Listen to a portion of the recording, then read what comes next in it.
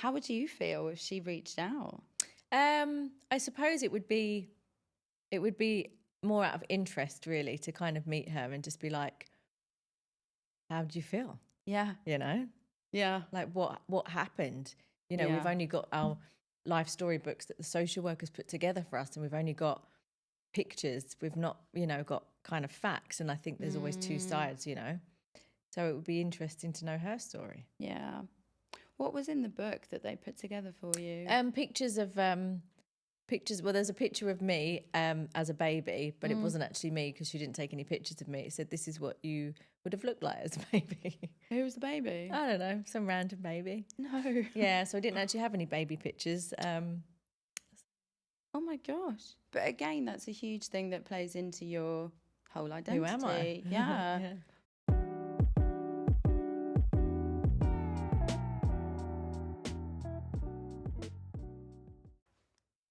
Hi, Kelly. Welcome Hi. to the show today. Thank you for having me. Oh, thank you for coming. It's lovely to have you. So obviously we're here to talk about identity today. And I think your story in particular is an extremely powerful one, very, very inspiring. But I thought before we start, why not let's have a little chat about you now. And Okay. I think most people in the UAE probably know you unless they've been hiding under a rock or something. But just for the wider audience, for people that don't necessarily know you, could you just share a little bit about who you are now? You're obviously a mother of 4, but you run a number of businesses as well. So could you give us a few insights to that?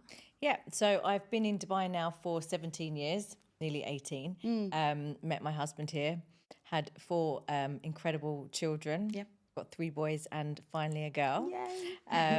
I started off in the UAE with a modelling and events agency. Had that for now 15, 16 years. And I also have a gym clothing brand. I'm a brand ambassador for a few other brands. I hold networking events, retreats, which you came on. Yes, I did. And women empowerment events is kind of where I started my journey. And then that's kind of organically transitioned me into doing one-on-one business mentoring for men and women. Yeah. And yeah, that's about it. Fantastic. Yeah. And I think the reason why I wanted to show people that is because the story that we're about to talk about is, I think, probably a very, very different one. And I know that you've been very open about this in the past. So some people will know this about you, but for others, I think it will be quite surprising to hear your journey. And I think just to put a bit more context around it as well. So obviously we're here to share this journey around identity. And I think you and I have spoken about mindset in the past as well. And so it's important to think about coming from an abundant place, and to encourage more of that abundance in your life. But I think with your story as well, I think it's really important to showcase stories like this, because yours is not necessarily one coming from a place of abundance. No. Yet you can still achieve that as well. Yeah. So on that note, could you just share a little bit about your start to life? So yeah, I mean, I think everyone looks at my life now and thinks, wow, she's lucky. She's, got, she's comfortable and, she's got all of this. But I started with nothing. I was adopted at a very young age, me and my 2 sisters. We were pulled from pillar to post into foster care and out of foster care most of my childhood, really, until from foster care we were adopted by an amazing family. So for a lot of my life, my identity has not been something that I've really known who I was, where I've come from. I don't know who my parents are. So that's been a struggle, and I think I've taken that into my adult life of, who am I? Who is KMH? Who is Kelly-Marie Hodgkin? And I think until I decided to deal with it and to kind of heal from the trauma of that, my life was a struggle. Yeah. Okay. I think, and I mean, it's completely understandable. Coming from a background of being adopted, you would go into adult life not truly understanding who you were. Yeah. I've just suddenly realised as well that your brand is KMH. Did that have something to do with the identity piece? Do you know what? I just realised that as well. And I was thinking, maybe this is like a turning point for me, that I finally realised who KMH was. Yeah. So now that's my brand. Yeah, interesting. Yeah, it's like a light bulb moment then. Yeah, I felt the same as well. So just going back to your start to life, so can you explain to us what led to your adoption? My mum, my birth mum, she was, I think, 16 when she had me, 15 when she had my older sister, Okay. and 17 when she had my younger sister. Wow. She was into drugs. Okay. You know, I don't think she wasn't married. We apparently have the same dad, but, you know, not sure. Yeah. So, you know, she was a child. She couldn't look after us properly. You know, there was a lot of instances where we were left on our own to fend for ourselves at, you know, the ages of like 1, 2, and 3. Gosh. You know, like social services were always called out from neighbours or something. And the time that I remember, well, I don't remember, but it was written in our life storybook that she left my sister in front of the fire, a gas fire, and my sister's burnt from her toe up to her leg. Oh my gosh. You know, she's scarred for life now, and I think that was one of the times that we were put back into care. So yeah, long story short, she couldn't look after us. Yeah. She couldn't look after herself. Okay. How long did that go on for? Until I think the last ever time we saw her, and again, I don't remember any of it because I've blanked it out, I suppose. Yeah. We were finally all ready to move in. The council got us an apartment. We were all going to be a family again. And so we packed our bags from the foster care. We went to this address with the social services, and she didn't turn up. Okay. And I think that was the last time where, you know, kind of enough was enough. Yeah. How old were you then? I think I was 4. 4. Okay. Yeah. Can you remember anything about that time? No. No. And then I go to London sometimes, and different sounds and smells and like council estates or blocks that I see, they might trigger something, but I don't remember. Do you remember that, or do you know? Sorry, I should say. Do you know the area that? I mean, I was born in Newham. Okay. That's all I know. Yeah. It's interesting, isn't it? Because I think so. Youngest memories tend to be around 3 and 4, right? Which would be around the time that I'd say mine was probably about 10. Really? Yeah.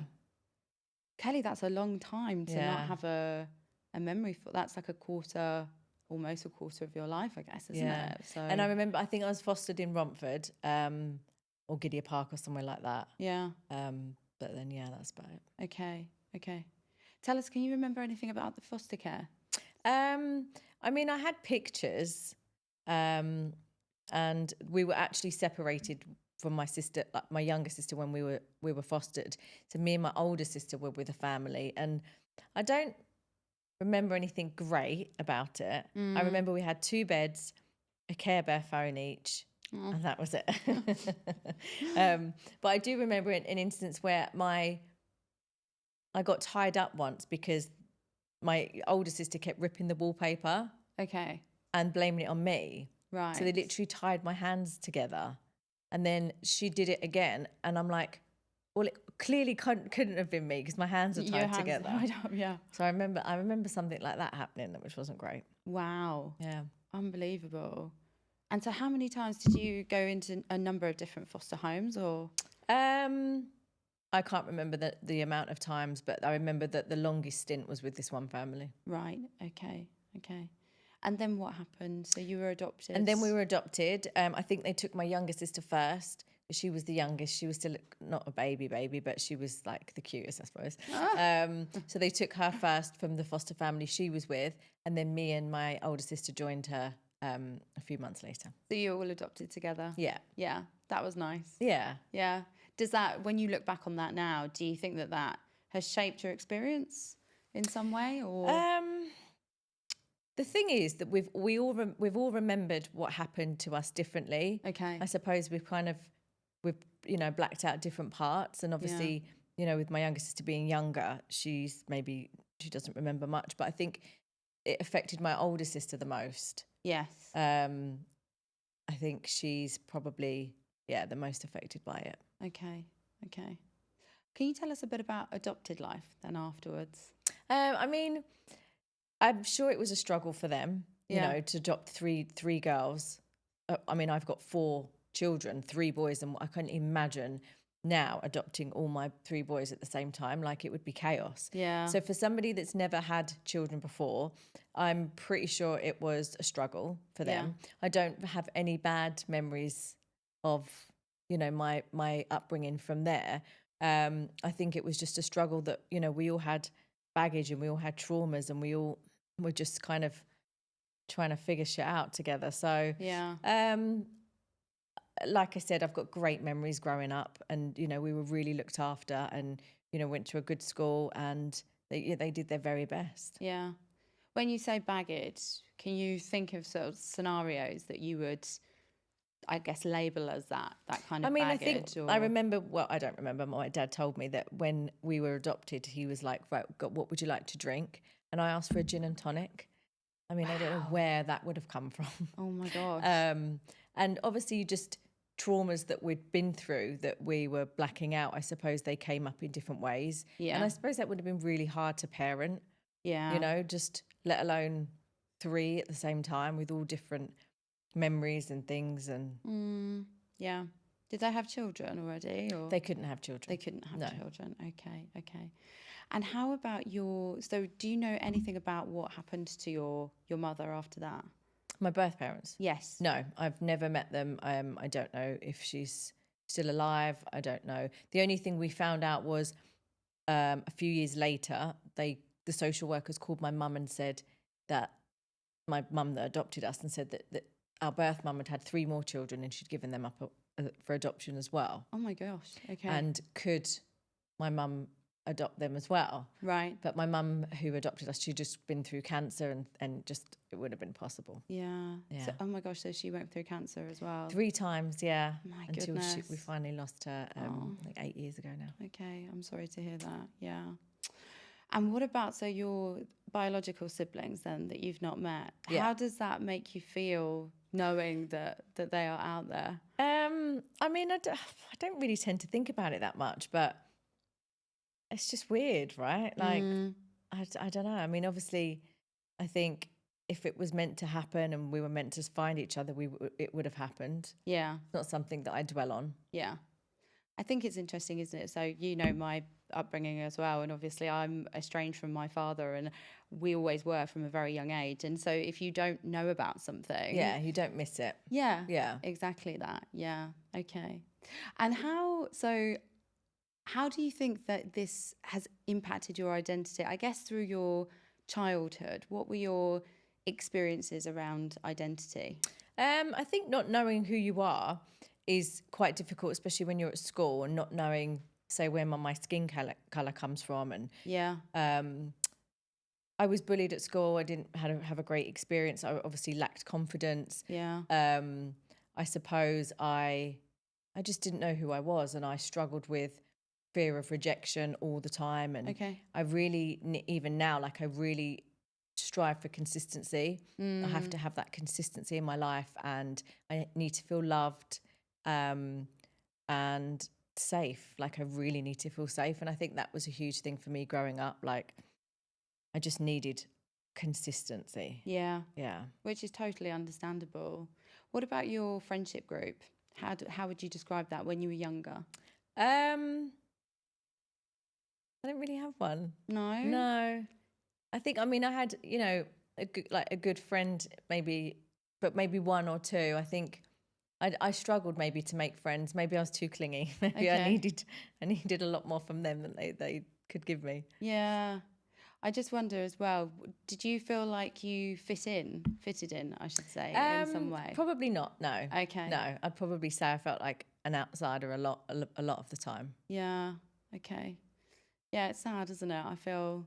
Yeah. Yeah, but I can resonate with it as well, because I think of that sort of. And it's self-destruction as well, you know. Like, Yeah. I'm sure I wasn't an outsider, and I'm sure I could have fitted in, but it's something that you tell yourself, and then that's the way it goes then. Yeah. Was it that you felt like perhaps you came from an unusual background? Yeah, and I think back then, you know, and especially, I mean, in Dubai, I'm so grateful that my children go to schools where there's, you know, there's so many different cultures and nationalities and skin colours, and Yeah. it's the norm and it's accepted. Whereas, you know, back then, it wasn't. And I just think kids can be so cruel. And I think I wish it had been different, because I think that I would have just been a lot more stronger and resilient earlier on than I was. Yeah.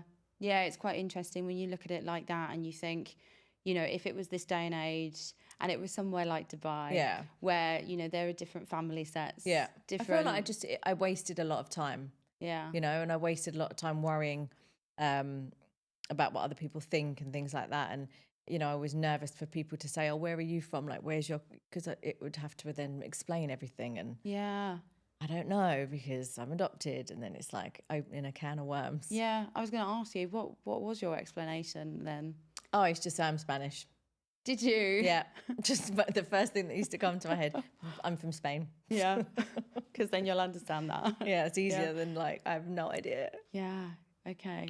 And how did that play out into your teens as well? Because if I think back to my teens, I was a horrible teenager, I think. So how did that translate into your teen my years? mum always said I was a great child. I was a great teenager. Like, I never gave them any grief until I was 16. And my older sister did rebel, and she did cause a lot of grief. And, you know, she struggled with a lot. And she left home at 16 and, you know, wanted to just rebel and do things on her own. So, so did I. Yeah. But for no reason. Like, I was happy at home, but I pushed them away, and I left home for about a year. Okay. Started working, selling windows in Chelmsford, illegally, and because I wasn't old enough to work. And then, I went back home one day, and my mum just took me back with no questions asked. Oh. And then I started my career in optics. Really? Yeah. Okay. Do you think, I'm just going back to your older sister as well. Do you mind me going back to your older sister? Because I'm just wondering, what was your relationship like with her? I think at the time I couldn't really understand where she was coming from. Yeah. But like I said, I think we all dealt with everything so differently. And, you know, at the time, she probably didn't understand it either. Yeah. You know? And as you say, you had different experiences as well because of the age difference. Yeah.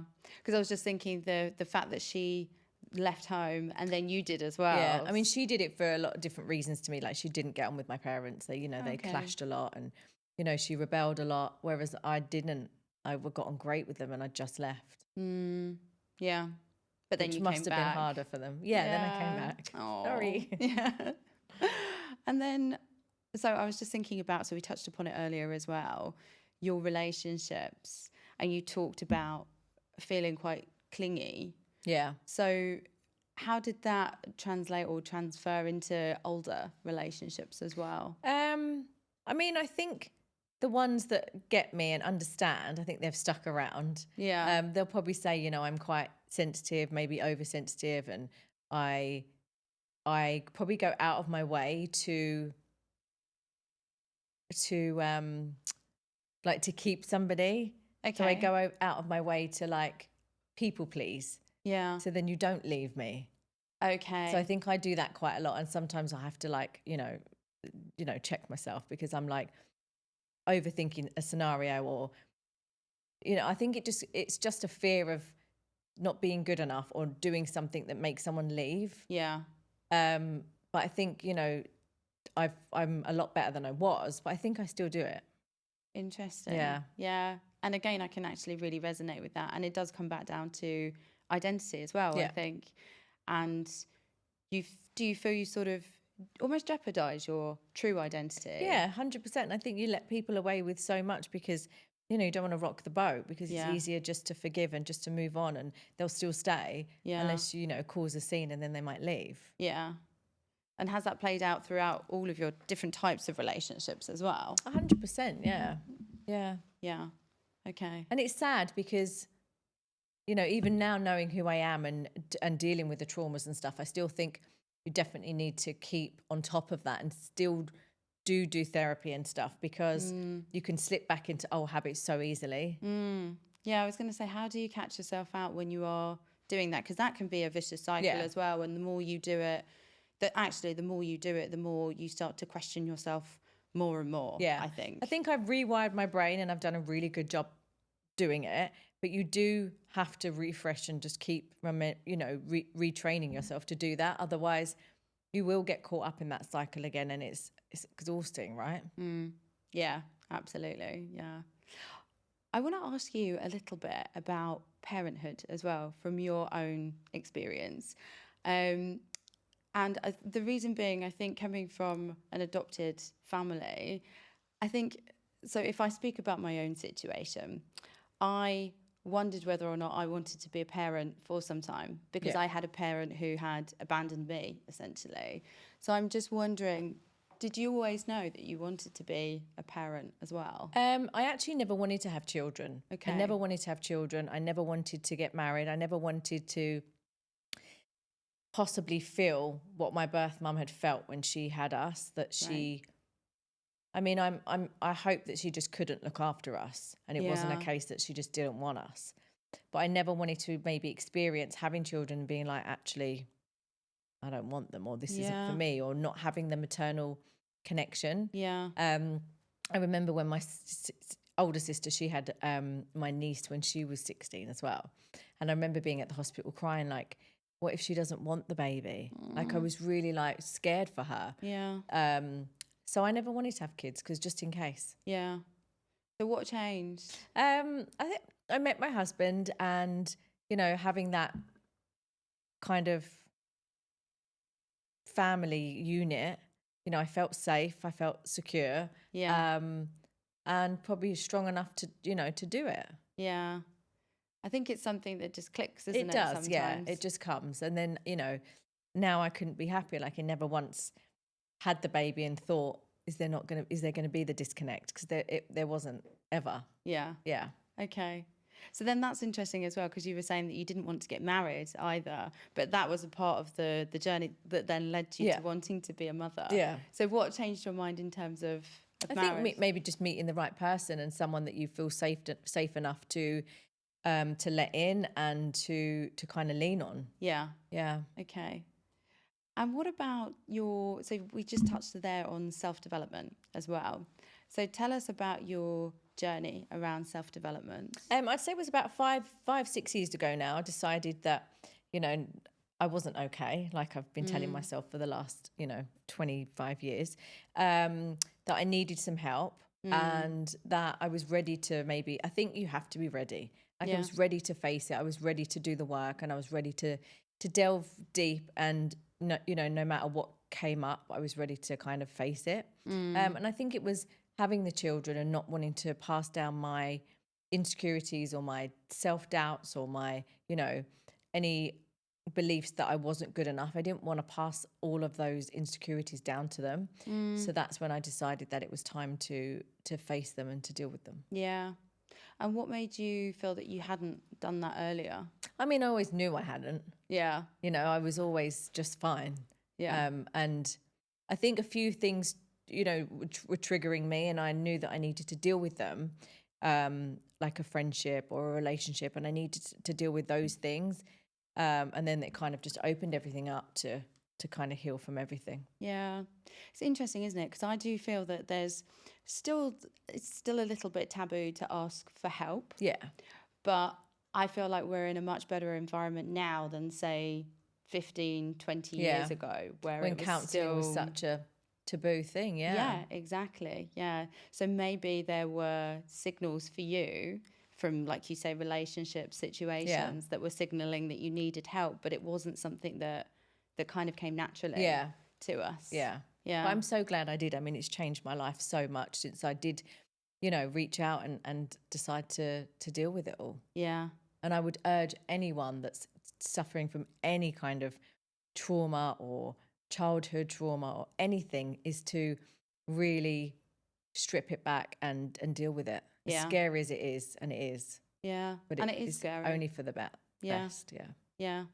How did it help you to reframe certain situations for you? I think, and it's helped me reframe everything. You deal with one thing and you can kind of use the same practice to deal with everything else. Yeah. So it's helped me kind of just revive everything and put a new perspective on so much when it comes to business, like motherhood, relationships, friendships, everything. You can kind of use the same rules when it comes to making everything better. Yeah. Yeah. Can you give us any specific examples? Different things I think that would have triggered me before in relationships or friendships. I think things that would make me anxious or, you know, scared of rejection or something, and to rewire your brain and to look at it from a different point so it doesn't trigger you anymore. Yeah. You can just live a much more happier life. Yeah. Yeah, for sure. Okay. What about when you look back now? Like if you were to meet your biological mum, how would that feel now that you've gone through the help and the self-development? I mean, I don't think I ever went through my life like hating her or being angry at her, or there was never any kind of resentment. Okay. You know, I'd never been the victim. I've never been poor me. Yeah. You know, it's whatever happened to me back then has made me who I am today, and I couldn't be more grateful. Yeah. It's a brilliant way to look at it. I would probably just say to her that it was okay, you know, like obviously she was so young, and oh, I need a tissue. I know, we don't have any tissues. What a rookie. Can we get a tissue? There's some there, look. Oh, Karina, you made me cry. Oh, I'm so sorry. Don't, because you will make me cry as well. I said to you before, I'm an empath, so I'm so sorry. Oh my gosh, maybe I need one as well. Could you pass them over? Oh, yeah. I think it's hard, isn't it? I think. Did you cut, or are we good to go? Still going. Okay. Are you all right to go? I think now, because I'm an adult and a mother, I think I don't know. I'd feel sorry for her. Yeah. You know, I don't think that whatever she was going through could have been easy. So yeah, I'd probably just give her a hug. I was about to ask a question that was then like, I was like, oh my gosh, I'm going to make myself cry. But is there an element, I think, I don't know, do you feel sorry for her that she's missed out on that experience of being a mum? I mean, no, not really. I just feel sorry for that she's probably, you know, carried that sadness around with her for all this time, or the guilt. And I don't know, maybe she hasn't. Maybe she doesn't, you know, give us another thought. I just don't know, because I don't know who she is. But yeah, I would like to meet her. I would probably like to meet her and just just tell her that it's okay. Yeah.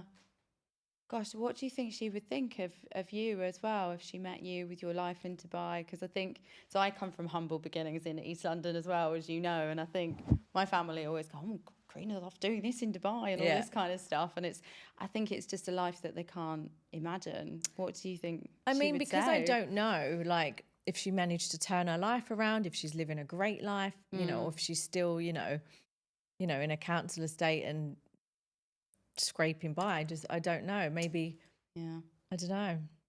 Yes. Find her and then we'll ask her. Yes, there you go. Oh, well, I think, I mean, it's maybe she will see something one day, because you are in so many different publications, and, you know, how would you feel if she reached out? I suppose it would be more out of interest, really, to kind of meet her and just be like, how do you feel? Yeah. You know? Yeah. Like what happened?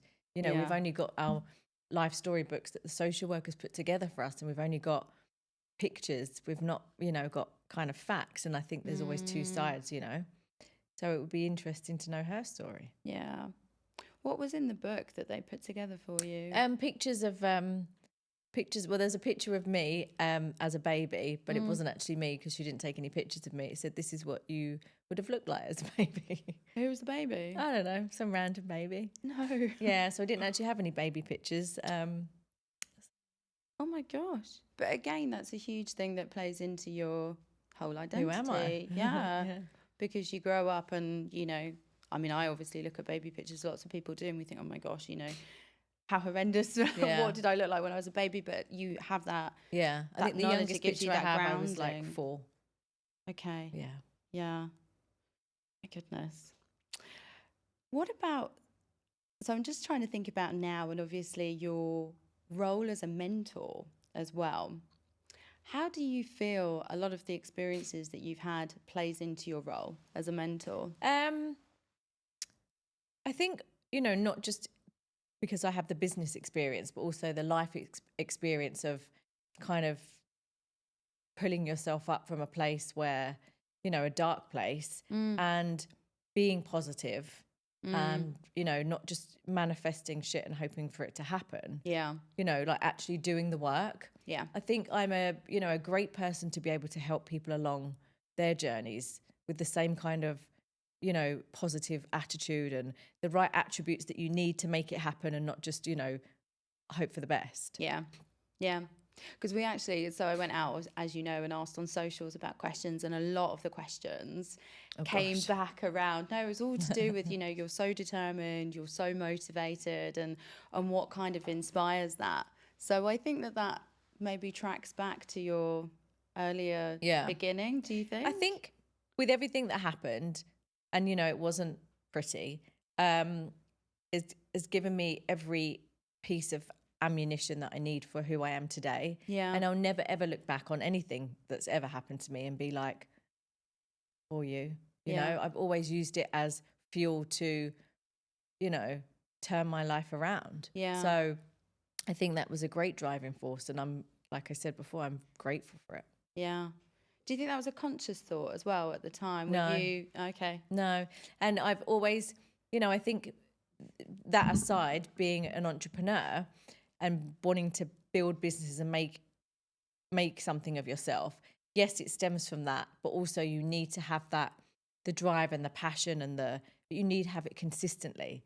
And I think whether you've had trauma or anything happen to you that pushes you along, being an entrepreneur, I think, is something completely different. And you've either got that fire in your belly or you don't. I don't think it's something that you can kind of learn. I think it's definitely something that you're born with. Yeah. What do you think makes a good entrepreneur? What would be the key things? Passion, consistently showing up, consistently working hard, and a desire to hustle and to, you've got to really put the graft in. Yeah.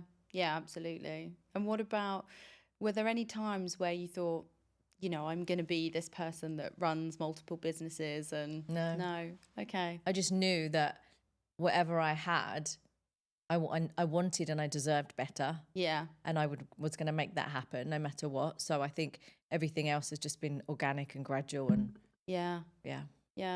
It's incredible having that kind of fire in your belly and knowing that, even coming from humble beginnings. Yeah. It's funny because I'll talk to people now from, 20 odd years ago, and they'll be like, we always knew that you were going to be, you would just never, you would never quit. Really? Yeah. Like you were so like driven, and it's so nice to hear that even back there, people kind of recognize that in me. Yeah. And just wondering about that as well. So I think, sometimes with the things that we get from our parents as well is we look at them and we think, whether we like it or not, there's a certain trait that we see, or a quality, or whatever it is, a behavior, a mannerism, something like that.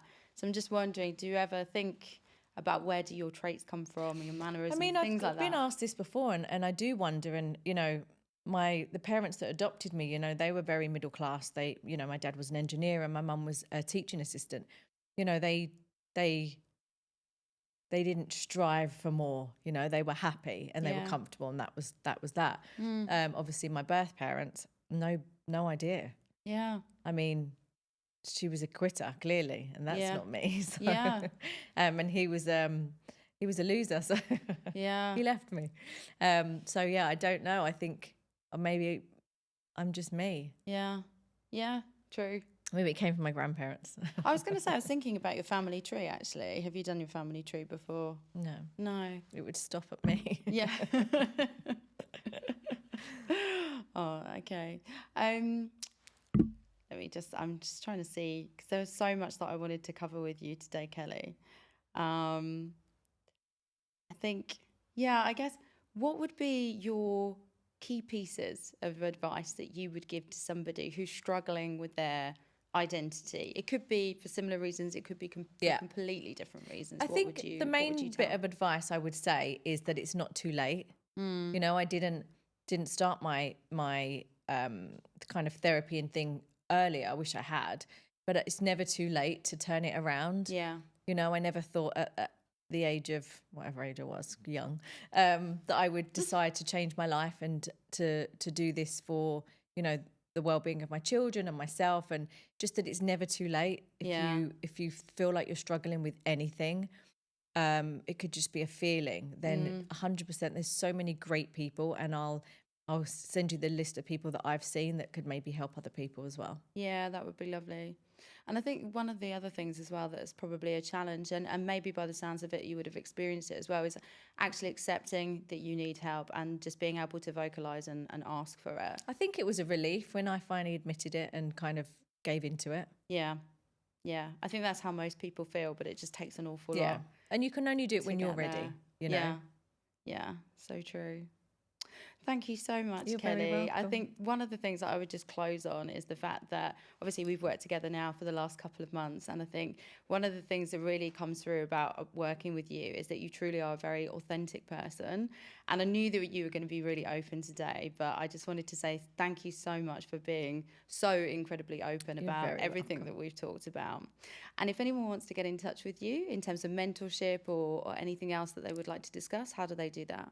It's my identity, Kelly-Marie Hodgkin. There you go. So Kelly-Marie Hodgkin on Facebook, Instagram, and website is www.kellyhodgkin.com. Perfect. Thank you, Kelly. Welcome.